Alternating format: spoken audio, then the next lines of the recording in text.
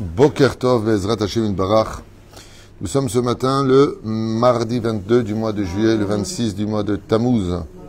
Ce jour nous a offert par Tzadika Céline Benaïs pour la réussite dans ses études et un bon mazal pour leur futur gendre Yosef Mendel Ben Marilyn de la part donc de la famille Benaïs. Hashem varech etrem bechol asher lachem betzeitzayim batorom zot maasim tovim ou betnaim tovim be'ezrat Hashem par le mérite de cette étude sur un des points, je dirais, les plus actuels be'ezrat Hashem Yitbarach, pour laquelle nous avons perdu le Bet Amikdash, ce que nous allons étudier ce matin, Bili Neder, Mouva b'masechet Ta'anit be'ezrat Hashem. Une pensée très très profonde pour tous nos otages, Kol Chayalun Otanu. Encore un missile lancé du Yémen ce matin, vous avez vu? À 6h moins le quart, les sirènes se sont mises à retentir. Des missiles balistiques extrêmement puissants qui pourraient détruire un immeuble en petits cailloux. C'est incroyable. Mais Akadosh Baruch Hu, Baruch Hashem, grâce à notre sécurité, a arrêté ça en plein air. Toda Laël et Toda l'Hashem Bezrat Hashem et nos soldats. Tov. Une pensée très profonde pour tous les malades d'Israël et malheureusement, comme je le dis, dans chaque cours, il y en a de plus en plus de demandes de Refouach Shlema. Chlama Meira. Comme c'est marqué dans la Gemara, plus tu verras les malheurs s'accumuler les uns après les autres, attends-le. C'est comme l'accouchement. Plus les tsérim sont proches, plus l'enfant va sortir. Le problème, c'est que ça fait 2000 ans qu'on le dit, quoi. Hein? Un moment de fatigué. Hein? Enfin bon. On a la mitzvah d'attendre chaque jour. On attend. Et ce qu'il y aura, il y aura. Ce que Dieu fait, c'est bien. Hein? Entre le premier, oui, 70 ans. Entre le premier et le deuxième, il a fait... Oui, pourquoi? Parce qu'on a fait tchouva. Mais là, depuis 2000 ans, on ne fait pas tchouva, dit le Sfat Emet. On n'arrive pas. Alors j'aimerais vous parler de quelque chose de très connu, mais qui ne l'est pas vraiment. Nous avons fait un cours récemment qui nous a été demandé sur le Zikouï Arabim, que je conseille vivement de regarder. Là-bas, on rapporte 10 explications sur l'importance de diffuser la Torah, les mitzvot, au sein du peuple d'Israël, de rapprocher chaque juif. Jusque-là, c'est connu, pas de problème. Moi, je voudrais vous parler de deux balances. Deux balances sur lesquelles le mérite, comme les accusations, montent. Qu'on appelle la balance individuelle et la balance générale. Quand je fais une mitzvah, et que cette mitzvah, je la fais pour moi, vous avez remarqué que dans toutes les mitzvot que nous pratiquons, nous avons un noussar qui dit Leshem Yahoud Kutsha Berichu Shrinte Bitril Ulchim Ulchim Utril Yahat Hashem Yutki Bevavke Beyehuda Beshem Kol Israël. Yehuda Shelim Beshem Kol Israël. Shelim Beshem Kol Israël. Que ce soit complet dans tout ce que je fais, que ce soit pour l'ensemble du peuple d'Israël. Si mes intentions sont de dire que ce que je fais sont pour l'ensemble du peuple d'Israël, la mitzvah que je fais va sur une balance à l'échelle nationale. Arivim Zelazé, nous sommes tous garants les uns des autres, mais si la mitzvah que je le fais par rapport à moi-même, uniquement par rapport à moi-même, parce que, voilà, j'ai envie de donner une tzedaka, comme ça Dieu donnera plus, je vais donner le maaser, comme ça Dieu donnera plus, à partir de ce moment-là, je le mets sur Shalom Alay Nafshi, c'est-à-dire sur mon compte personnel. Parce que mes intentions ne viennent pas accompagner. C'est pareil pour les fautes que nous commettons. À partir du moment où on fait une faute, comme le dit la Gemara, quand tu fais une bonne action, tu fais passer le monde entier du bon côté. Et quand tu fais une mauvaise action, tu fais passer le monde entier du mauvais côté. C'est-à-dire que la pluie et le beau temps, chez nous les Juifs, au sein du peuple d'Israël, vient par rapport à la conduite que nous avons. À Radin, à l'époque du Chafetz Chaim, il y a un Juif qui a ouvert le Shabbat. Et le Chafetz Chaim est parti le voir. Et il lui a dit, j'ai entendu que vous ouvrez le Shabbat. Il lui a dit, je ne suis pas très religieux. Et le Chafetz Chaim s'est mis à pleurer. Il s'est tellement mis à pleurer que la personne a été choquée de voir le Chafetz Chaim, qui émanait une lumière d'amour et d'humilité, pleurer à ce point-là. Et il lui a dit, mais pourquoi vous pleurez autant? Et le Chafetz Chaim lui a dit, parce que toi, tu ouvres le Shabbat. Non seulement tu fais un péché pour toi, mais à cause du fait que tu sois ouvert le Shabbat, tu peux porter un pogrom sur tous les juifs de Radin. Quand il a entendu ça, il a fermé sa boutique le Shabbat. Faire comprendre que des fois, il suffit d'une seule petite ronce sous le pied pour que tout le corps boite. Et c'est ce qu'on appelle le côté général. Le Ben Ishraï nous dit, c'est pour cela que quand on fait les tachanounim, avinu, pashanu, nous disons nous, c'est-à-dire au pluriel. D'accord ? Pourquoi nous disons ça au pluriel ? Parce qu'il peut arriver que dans la conduite que nous ayons eu à vivre, on va poser plein de questions. Pourquoi lui il souffre ? Pourquoi lui il n'est pas bien ? Qu'est-ce qu'il a fait aujourd'hui ? On est garants les uns des autres. Ça veut dire qu'on est tous sur le même bateau, comme vous le savez tous, tout le monde le sait, on l'a dit et redit, et aujourd'hui je pense qu'il n'y a plus besoin d'en parler. Mais oui, il faut savoir que c'est une phrase que j'ai souvent citée dans mes shiurim, c'est une phrase qu'on n'a pas le droit de dire, que j'ai appris quand j'ai fait tchouva vers 18 ans, c'est « je fais ce que je veux ». Un juif n'a pas le droit de dire « je fais ce que je veux ». Un non-juif, oui. Quand un non-juif fait une bonne action, il ne comprend que lui-même. Mais un juif, quand il dit, une femme dit, moi j'en ai rien à faire de la tsniout, ça me parle pas, j'ai pas envie. Il faut savoir que quand elle sort dénudée, eh bien c'est exactement ce qu'on vit sur les médias. Les juifs, tu vas trouver un juif voleur, c'est les juifs. Parce que ce que nous sommes et nous faisons correspond à une seule identité. Mais cette identité que nous avons peut se traduire à l'échelle individuelle ou nationale. C'est pour ça que nous avons quelque chose d'assez incroyable. Dans Mas'eh, nous avons la mitzvah de Ir Miklat, vous savez, les villes de refuge. Et la Torah nous dit, pour sauver le peuple d'Israël, donc l'ensemble du peuple d'Israël, il faut faire des villes de Miklat, les villes de refuge, dans lesquelles les Lévi'im, qui n'ont pas d'héritage sur Israël, se tiendront. Mais si une personne, par inadvertance, a tué une autre personne, il devra aller, lui, fuir là-bas. Qui va là-bas ? Lui, échelle individuelle. Mais qu'est-ce qui a été mis à sa disposition ? Une mitzvah nationale. Pour te faire comprendre dans cette mitzvah de Ir Miklat qu'il n'y a pas de juifs sans le peuple juif, il n'y a pas de peuple juif s'il manque un juif. C'est pour ça qu'on est tous bouleversés encore ce matin d'apprendre le départ d'un chayal si jeune, si beau, si tzaddik, Od Echad, qui a explosé malheureusement, qui est parti de ce monde. Pourquoi ça nous touche tous ? Parce qu'un juif, c'est l'enfant de tous les juifs. C'est le frère de tous les juifs. On est une famille. Et ça, qu'on le veuille ou pas, quand on l'oublie, les ennemis viennent nous le rappeler. Ils n'ont rien à faire de savoir si tu es de droite, de gauche, religieux ou non religieux.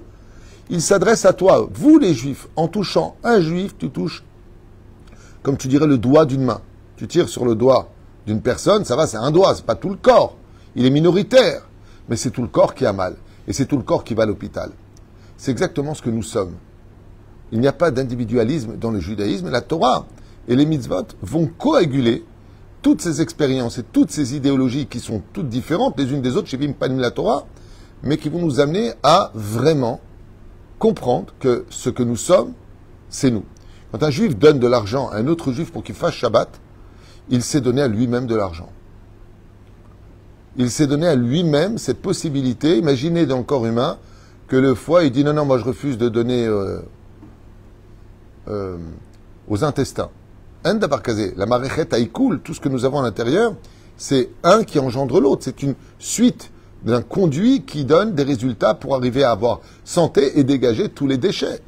C'est exactement pareil. Si ça s'arrête, Chas v'Shalom, les reins ne marchent pas, que Dieu nous préserve, les reins ne marchent pas, eh bien c'est tout le dysfonctionnement, la personne va être obligée de faire une dialyse. C'est-à-dire qu'on est obligé d'aller trouver une solution intermédiaire parce que nous sommes une entité. Aider ou s'entraider, c'est s'aider soi-même. C'est pour ça que la Torah nous dit « Venatenu ». Et dans cet épisode qui nous concerne tous, nous les Juifs, comme l'a dit Rabbi Akiva, que le verset le plus important, on a posé la question à Rabbi Akiva, on a posé la question aussi à Hillel Hazaken. Quel est le verset le plus important de la Torah ? Ve'ahavta l'ereacha kamocha. Tu aimeras ton prochain comme toi-même. Et pourtant, la Mishnah de Hillel nous dit, dans la 14e Mishnah du premier chapitre, Imen anili mili. Si je ne suis pas pour moi, qui le sera ? Alors tu parles d'individualisme ou tu parles de généralité ? T'occuper de toi, c'est t'occuper des autres. Si toi tu vas bien, tu peux construire les autres. Imen anili mili. Comme on dit, Resh Lakish, maquille-toi avant de chercher à maquiller les autres. C'est ces deux plateaux que nous avons devant Hachem. il y a moi devant Dieu le jour du jugement, et il y a cette grande question de qu'est-ce que tu as fait pour ton peuple. C'est le premier volet. Le deuxième volet, lui, il est beaucoup plus pernicieux, dangereux et intéressant. C'est ce qui dirige et c'est ce qui va formater la vie du juif. Le Shulchan Aruch. Vous savez que pour être juif, comme dit Rabbi Nachman de Breslev dans le Sharat Tshuva, il dit si tu n'étudies pas le Shulchan Aruch, tu ne pourras jamais faire Tshuva. Tshuva, c'est pas je mets un kissou, je mets une kippa, je mets des titites, je vais à la synagogue, je fais Tshuva. C'est pas ça Tshuva. Pas du tout. Ou je mange kasher. Ça s'appelle commencer à respecter. La teshuva, c'est de se comporter comme un juif. Et ça, c'est très problématique. Parce que les gens peuvent s'arrêter à ce premier plateau, quand je parle de la balance, c'est ce plateau-là, sur lequel nous allons être jugés. C'est-à-dire que, comme le dit la Gemara dans Brachot Chet à Moudalef, depuis que le Beth Amikdash a été détruit, la seule étude qui intéresse Dieu, c'est l'étude du Shulchan Aruch. Donc c'est bien d'étudier le Moussar, c'est un même impératif, c'est ce qu'on va voir. Mais il faut, pour savoir si ce que je fais est bien ou pas, ne pas fauter. Sour, mera, va assez, tov. Arrête de faire du mal et fais le bien. Mais pour savoir qu'est-ce qu'est le bien et le mal, il faut bien que j'étudie les lois. Les lois juives vont m'apprendre à savoir si oui ou non ce que je vais dire, faire, comprendre sont conformes à la halacha. Zéro, pas shoot. Prenons le cas. Un homme s'est amouraché d'une femme mariée. Lo alenu velo alechem. Et cette femme, malgré le fait qu'il aime, il ne l'a pas fréquentée. Il n'a pas touché, il n'a pas fréquenté, il a attendu sagement qu'elle ait son guette. Jusque-là, ça va. Et cet homme, qui est très religieux, très intelligent et très pernicieux surtout, va attendre qu'elle ait son guette. Après combien de temps une femme qui a eu son guette a le droit de se remarier? 3 mois. Pourquoi? Pour voir si peut-être qu'elle est enceinte. Donc si après 3 mois on voit que son ventre n'est pas bombé, elle devient libre pour tout homme. Bien sûr, qui appartient aux lois d'Israël, juif. Et cet homme très religieux a attendu 3 mois. 3 mois plus tard, il fait un shidduch avec elle.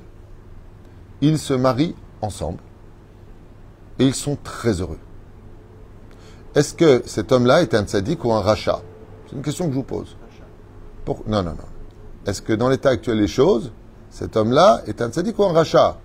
Alpidin Torah. Il est conforme à la loi. Hein? Il a été conforme à la loi. Il était conforme, voilà. Donc il est conforme à la loi. Donc c'est un tzaddik. La Gemara dans Masechet Gittin, le Metav Zichronim Daf Nun Chet, nous dit que c'est à cause de ça que le Beth Amikdash a été détruit. C'est à cause de cette histoire.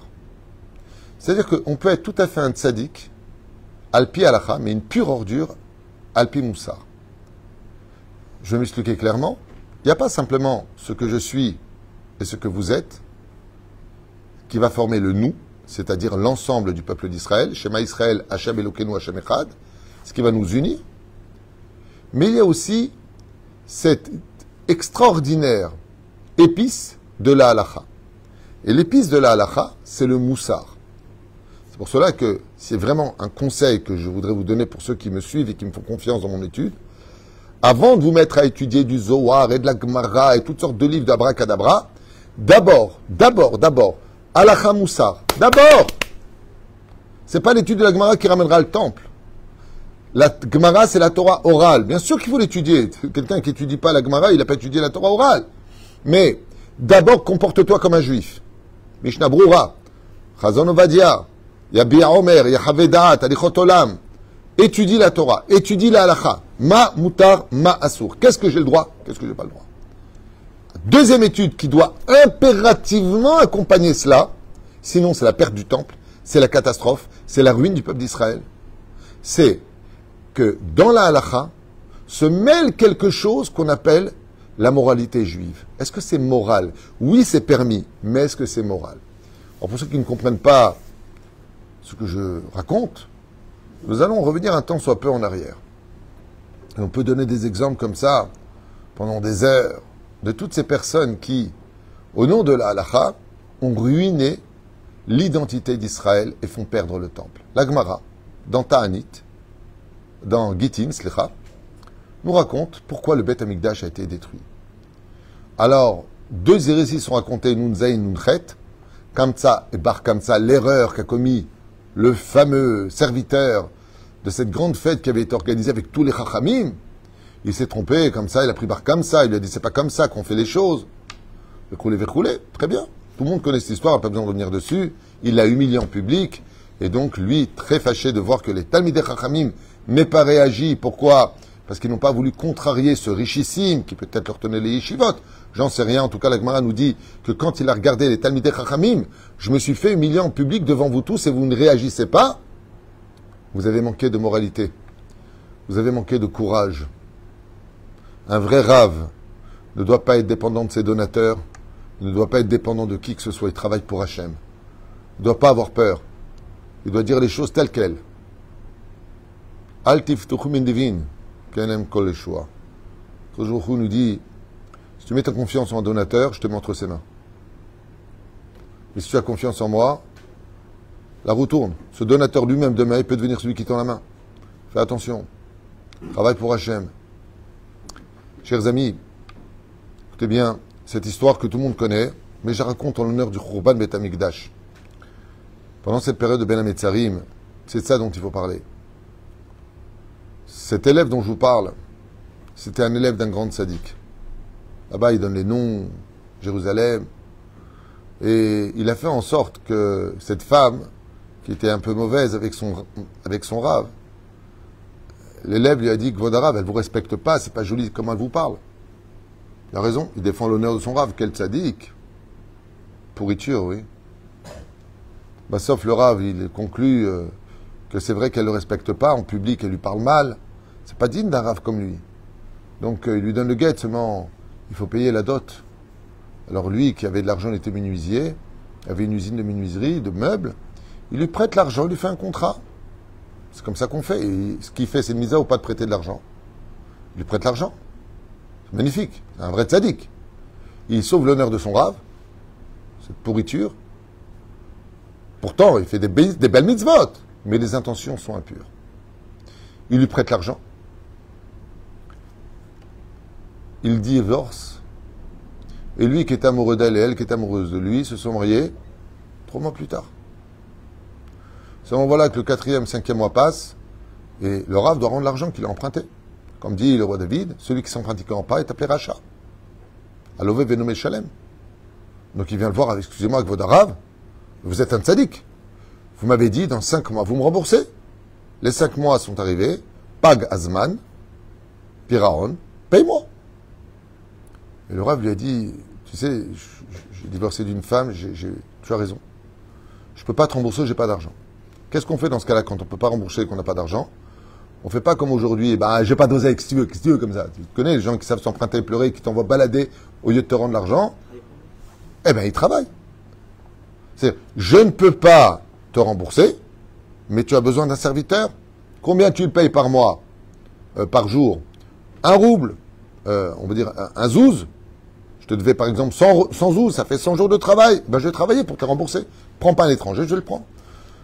Et le jeune élève dit à son rave, Fadal, il fait du chesed, il est bon, je vais en rembourser, elle est belle.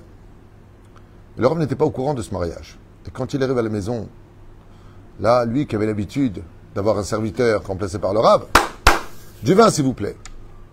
Et là, le rave rentre. Il prend la cruche de vin pour servir. Ben, celui pour qui il travaille, il doit rendre son argent. Il n'y a pas de son métier. Et il voit son ex-femme qui est là, en train de tendre la coupe. Et les deux sont en train de se regarder avec des yeux d'amour. Il a compris qu'en réalité, son élève, en défendant son honneur, en réalité, tout ce qu'il voulait derrière, c'était que cette femme, Al-Pi Alacha, reçoive son guette, qu'elle récupère l'oseille. En fin de compte, qui c'est qui a récupéré l'argent? Sa femme et lui, parce qu'il était derrière. Et lui, maintenant, il rembourse. Le rave, quand il a vu ça, il a cherché comment son élève pouvait être un rachat pareil. Mais à ce qu'Al-Pi Alacha, il a fait une seule erreur. Aucune. Tout ce qu'il a fait, c'est techniquement parlant parfait. Mais est-ce que c'était moral? Non. La Gemara nous dit que ce rave, il a tellement eu. Ah. Il a tellement eu mal au cœur, son cœur s'est tellement brisé, que cette plainte de son cœur est montée jusqu'au trône divin, au point de le faire trembler. Le trône divin a tremblé. et il a versé des larmes. Et ces larmes ont coulé dans la coupe de vin qu'il servait à son maître qui était son élève. Tellement il a eu mal. Et de quoi il a eu mal, nous disent les Chachamim? Il a eu mal qu'on pouvait être quelqu'un de tzaddik al pi halakha, mais un pur rachat sur le domaine de la moralité. Un pur rachat. La Gemara nous dit à Kadosh Baruch Hu a décrété sur place la destruction du temple et l'extermination du peuple d'Israël. Titus débarque, des millions de morts. Une catastrophe. Une catastrophe. Les filles déportées à Rome, dans les maisons roses, les hommes assassinés devant leurs femmes, les femmes violées. Tout ça à cause de quoi? À cause d'un jeu pernicieux de jouer avec la halakha sans être pour autant moral. C'est les deux plateaux sur lesquels, à Rosh Hashanah, chacun de nous devrons répondre des comptes. C'est vrai que ce qu'on a fait al pi halakha, c'est moutard. Ah bah, est-ce que Béhémet, tu as le droit? Al-Ken Omer Hillel Azaken, Davar Nifla, dans Masachet Shabbat, la Medalef, Amoud Alef. Il y a marqué là-bas que le Kouti vient le voir et lui dit: est-ce que tu peux m'enseigner toute la Torah? C'est quoi toute la Torah? Le temps que je puisse tenir sur un pied.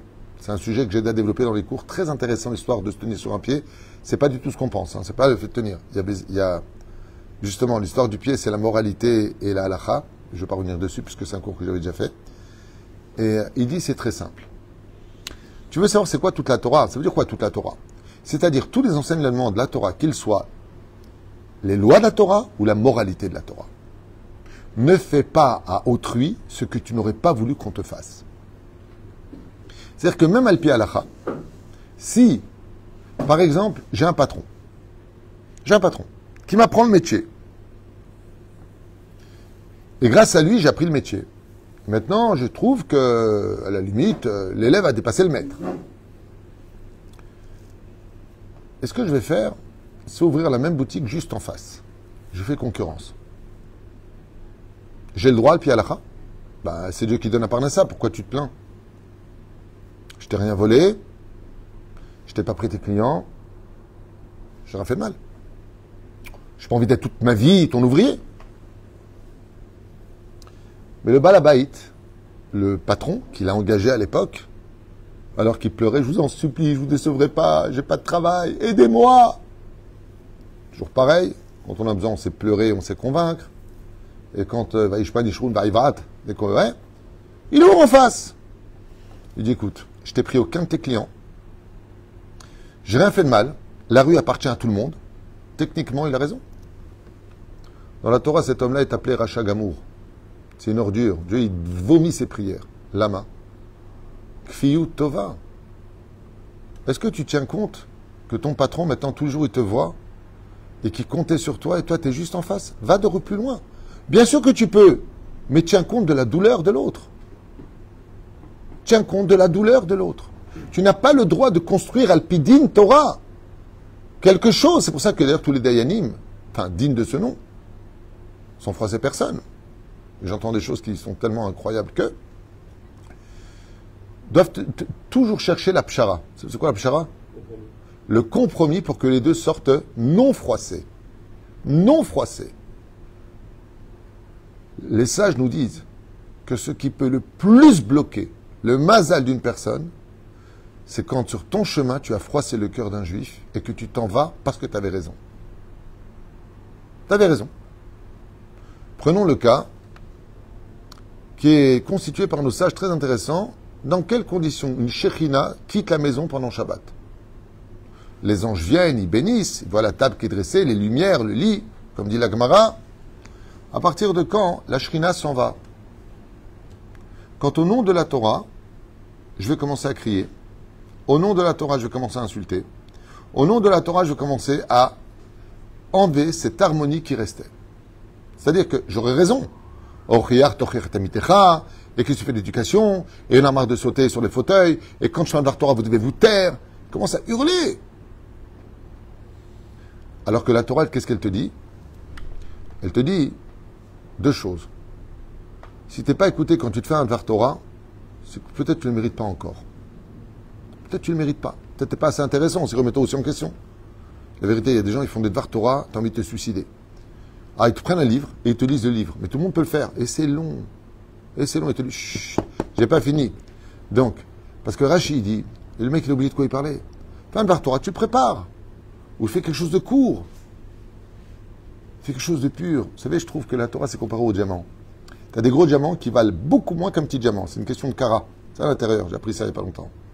Le petit, il est beaucoup plus petit, celui-là il est plus pur. Les Dvar Torah ne dépendent pas de la longueur du Dvar Torah, mais de la pureté de ton Dvar Torah. Et qu'est-ce qu'il va faire lui? Il va taper sur la table. L'enfant va se vexer.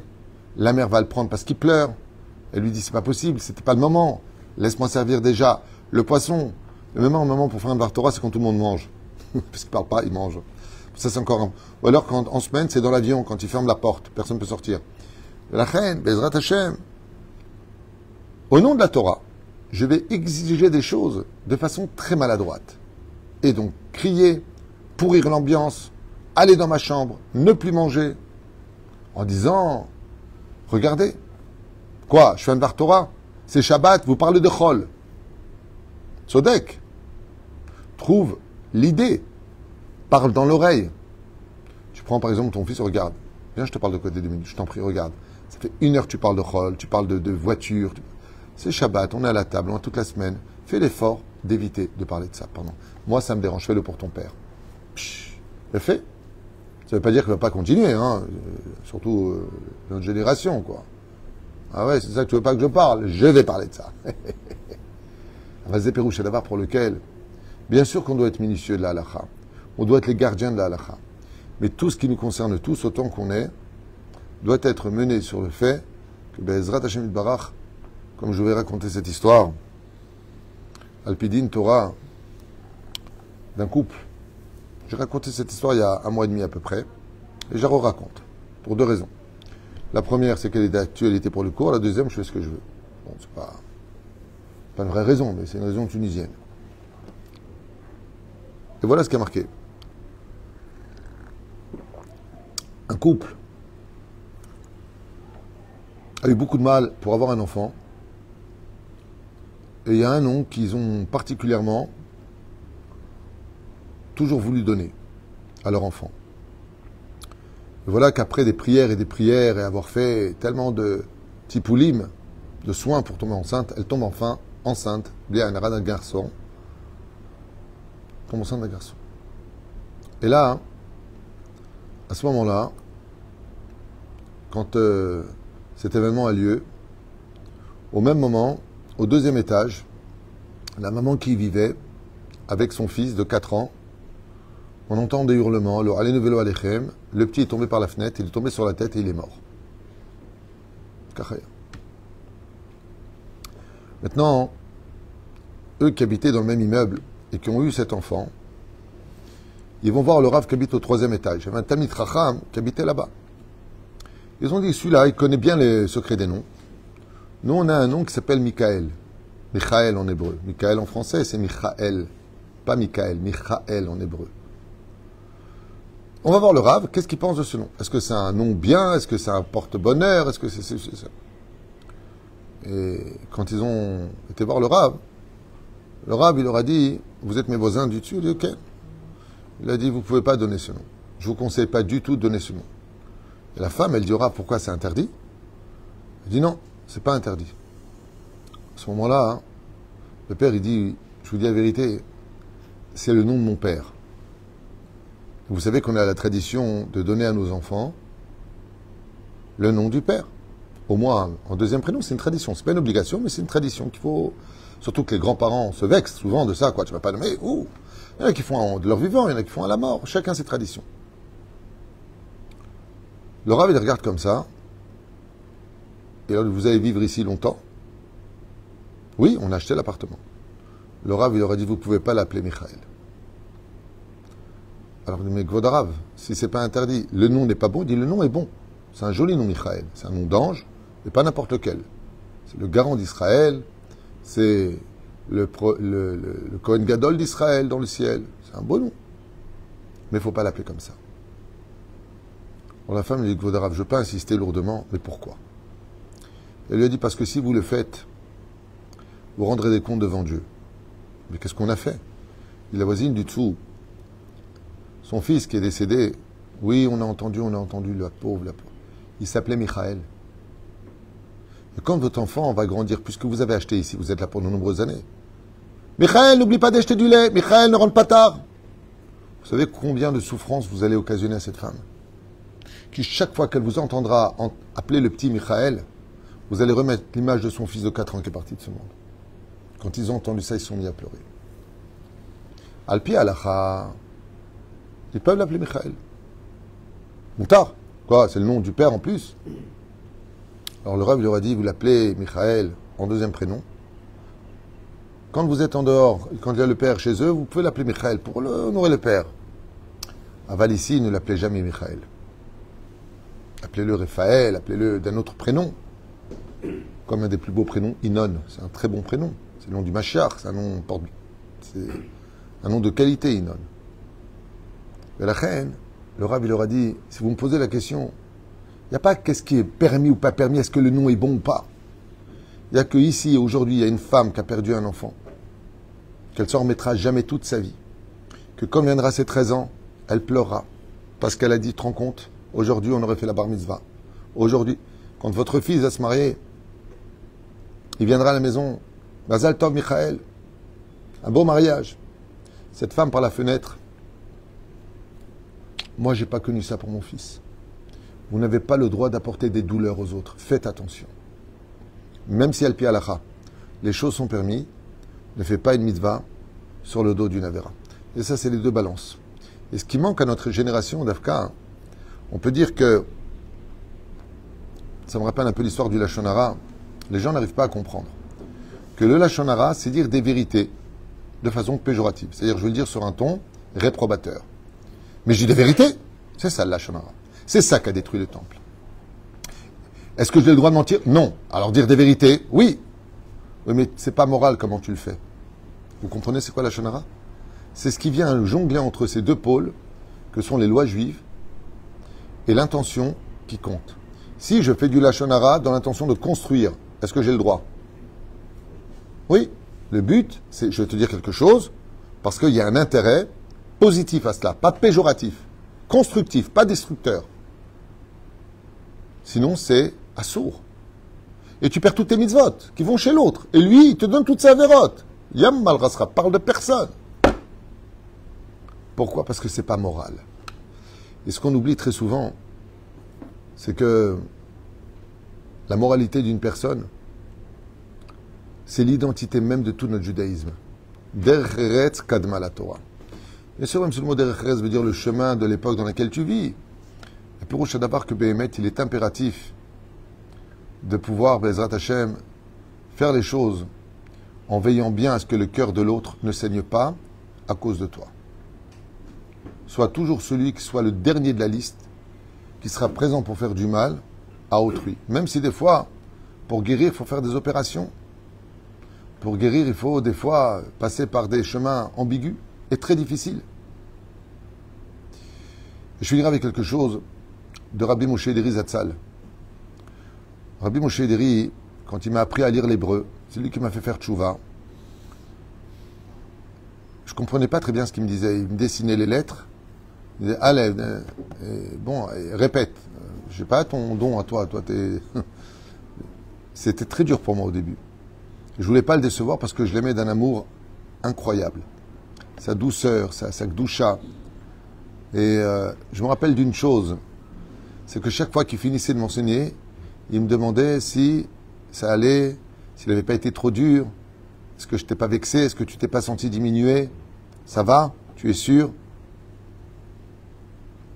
C'est impressionnant de voir un homme aussi grand que lui en Torah parler avec un jeune homme de l'époque, lui rendre service.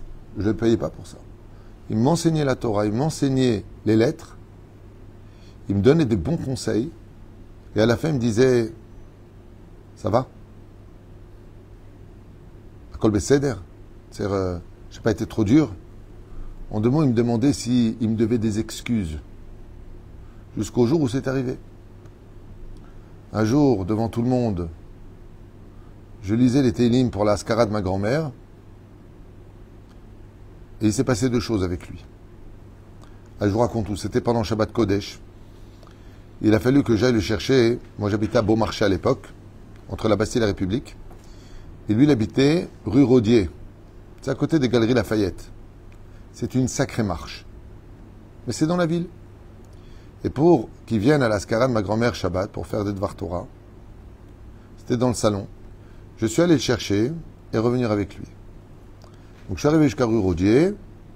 Nous sommes descendus. Et comme il n'y a pas de hérouve, il ne peut pas porter, on nous a avancé doucement, doucement. Et je me rappellerai d'une chose qui s'est passée qui était assez choquante. C'est qu'il y a une rue qu'il faut complètement remonter. Donc c'est une pente. Je peux pas souvenir, non, je ne me rappelle plus. Pas donner stam des noms de rue. Mais elle faisait au moins 150, 180 mètres cette rue. Et Rabbi Moshe Ederi, qui était cardiaque, un problème de cœur, il est arrivé jusqu'en haut. Et là, j'étais content. Je dis, ah, maintenant c'est tout droit. Allez, Saint-Denis, République, fille du calvaire. T'arrives comme ça, Beaumarchais, ça y est, c'est droit. On avance 5-10 mètres. Et Rabbi Moshe Ederi fait demi-tour. Et redescend la pente. Et là, je suis obligé d'interrompre et je lui ai dit, Kvodarav, mais c'est tout droit. Pourquoi redescendre? Il ne me répond pas. Mais il descend très vite. On arrive en bas. Il prend à droite et il remonte la parallèle de l'autre côté qui était une pente. Ça s'appelle en tunisien shha. Je n'ai pas compris. On est arrivé en haut, tu redescends pour aller de l'autre côté remonter. Il m'a dit, tu te poses des questions, hein. Il dit, pour moi, ça a été très dur. J'ai mal aux jambes et je suis très fatigué, comme ça il m'a dit. Vous pouvez m'expliquer pourquoi on a fait ça? Et il m'a dit, parce que au café, il y avait un juif qui fumait une cigarette avec son café. Et cette personne-là, elle me connaît bien. Si elle m'avait vu, elle aurait eu la honte de sa vie. Alors quand il va venir me voir cette semaine, je vais lui parler à son cœur. Et là, s'il me voit, il ne viendra plus. Il aura tellement honte. Alors pour l'éviter d'avoir de la honte, je préfère souffrir et redescendre, remonter de l'autre côté pour pas qu'il me voie. Ça, c'est pas qu'on m'a raconté, j'étais avec lui, j'étais seul ce jour-là avec lui, pour aller à la direction de Beaumarchais. On arrive, épuisé comme on était épuisé, Baruch Haba. Et voilà que je lis les Tehillim pour ma grand-mère, j'ai appris à lire, et Rabbi Moshe me dit, à toi. Et là, je tombe sur un mot que tout le monde, d'ailleurs, beaucoup de gens ne le lisent pas correctement, Edvotecha. Et moi, je lis Vav, Cholam, pour moi, c'est O. Donc, Edotecha. Et Rabbi Moshe Ederi, très discrètement, me dit gentiment, lui qui m'a appris à lire, Edvotecha. Et moi, je regarde bien le texte, je dis non, Edotecha. Et il va en arrière, il me dit, c'est un. Et là, il me dit quelque chose que je ne comprends pas très bien. Il me dit, le Vav, c'est une consonne, le point haut, c'est une voyelle. Je ne connaissais rien du tout à cette époque. Je lui dis, ouais, Edotecha, vous m'avez dit que le Vav est le point en haut. Maintenant, je suis un peu gêné, je vous dis franchement, tout le monde me regarde, et moi j'étais fier. Ça y est, je dis un peu l'hébreu. Hein, dans le royaume des aveugles, les bancs sont rois. Et Rabbi Moshe Ederi, il est parti en arrêt, je le voyais très très mal, comme ça. Une fois que j'ai fini, je viens pour partir de la maison, et je vois que Rabbi Moshe Ederi me court derrière dans les escaliers. Il me bloque la porte, et il me dit, tu ne peux pas partir d'ici jusqu'à ce que tu me pardonnes. Alors je lui dis, Godarav, à la main, j'étais très gêné. Il met sa main sur la porte cochère. Il m'a dit, tu ne sors pas de la maison jusqu'à ce que tu me promettes que tu me pardonnes. Je parle de Rabbi Moshe Ederi à Rabotai. Je lui dis, oui, je vous pardonne, mais je ne sais même pas de quoi. Il m'a dit, parce que je t'ai repris et je t'ai mis mal à l'aise. Je lui dis, oui, mais c'était rien, au contraire, vous avez raison, je n'ai pas très bien compris, mais je pense que je vais comprendre. Il m'a dit, c'est pas la question. La question, c'est que je t'ai mis mal à l'aise devant tout le monde. Et à ce moment-là, je lui dis, je vous pardonne vraiment, j'étais très gêné. Il lâche pas la porte. Tu sors pas. Ça vient de tes lèvres, ça vient pas du cœur. Et quand j'ai vu me regarder droit dans les yeux, on ne pouvait pas le regarder dans les yeux, il y avait une lumière, ce rave extraordinaire dans les yeux. Il m'a dit, tant que ça vient pas de ton cœur, tu pourras pas sortir d'ici. Je me suis mis à pleurer, de honte, et je vous jure que je vous pardonne de tout mon cœur. Il m'a dit, c'est vrai mon fils? Je lui ai dit oui. Ah, alors tu peux partir. J'ai eu peur. J'ai peur d'avoir froissé un cœur. Ça reconstruit le Beth Amikdash. Alors, Bichlal, dans les couples, combien on se froisse et on s'insulte. Les pères avec les parents avec les enfants, les voisins. entre nous, tant qu'on froissera le cœur de l'autre, on aura beau être des tzadikim al pi halacha, il n'y aura pas de Beth Amikdash tant qu'on ne sera pas redevenu moral entre nous. Même si je trouve qu'on est extrêmement moraux entre nous, Baruch Hashem, Am Israël Kedoshim, il faut travailler cette situation, parce que le Lashon Hara, ce n'est pas qu'une question d'halacha qui est interdite, c'est une question de moralité qui est amorale. C'est immoral de faire du Lashon Hara. On a déjà le monde entier qui parle de mal de nous. Faut-il que ta bouche les rejoigne? C'est là qu'est toute la question. Les juifs à l'époque de Beth Amikdash, ils étaient conformes à la loi, mais immoraux encore. Ni l'un ni l'autre. Azvo est à Torah, ils ont laissé tomber la Torah. Et on peut prendre d'autres exemples. Par exemple, les élèves de Rabbi Akiva, ils étaient conformes à la loi, mais ils étaient immoraux l'un vis-à-vis de l'autre. Donc ils sont morts. C'est exactement l'exemple parfait de la situation. La moralité, l'humilité, la compassion, la retenue, se mettre à la place de l'autre, essayer de relever l'autre, alors que tout le monde veut nous enterrer vivants, c'est ce qui reconstruira le temple, plus que tout. C'est-à-dire que si vous posez la question, est-ce que Dieu préfère une personne qui fait toi le pi halacham ou une personne qui est extrêmement morale, extrêmement humble et pudique je ne suis pas sûr que celui qui a le pi halakha l'emporterait sur celui qui est immoral. Il y a marqué tout celui qui étudie deux halachot, muftahlo shuban olam haba. C'est sûr qu'il aura le monde futur. Il y a marqué celui qui humilie une personne en public. Donc il faut les deux. Bezrat Hashem, Shinzkel Arzor, B'tshuva Shlema, Rabbi Moshe Deri, Toda Rabba, de m'avoir fait faire tchouva. Aujourd'hui, grâce à toi, on diffuse la Torah. Oel Moshe, ça porte son nom, mais c'est aussi le nom de Moshe Rabbeinu, je vous dis franchement. Pourquoi je voulais Moshe Rabbeinu?